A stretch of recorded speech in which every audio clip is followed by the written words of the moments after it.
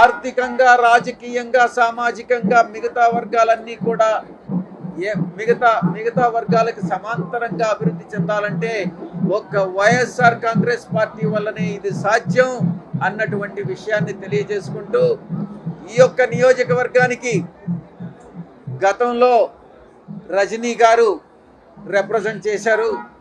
ఆమె రాష్ట్ర స్థాయి నాయకురాలిగా ఈరోజు ఎదిగారు బీసీ సామాజిక వర్గంలో.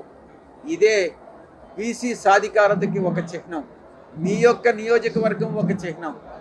అదే రకంగా ఆమె ప్రతినిధిగా ఇక్కడ చిలకలూరిపేట నియోజకవర్గం నుంచి 2024 జరగబోయేటటువంటి సార్వత్రిక ఎన్నికల్లో మల్లెల రాజేష్ నాయుడు గారు పోటీ చేయబోతున్నారు వైఎస్ఆర్ కాంగ్రెస్ పార్టీ అభ్యర్థిగా. కొన్ని వదంతులు, పుకార్లు వస్తూ ఉన్నాయి. ఏదో రాజేష్ నాయుడు గారిని మారుస్తారు అన్నటువంటిది. అది ఏది నమ్మాల్సినటువంటి అవసరం లేదు. రాజేష్ నాయుడు 2024 సార్వత్రిక ఎన్నికల్లో చిలకలూరుపేట నుంచి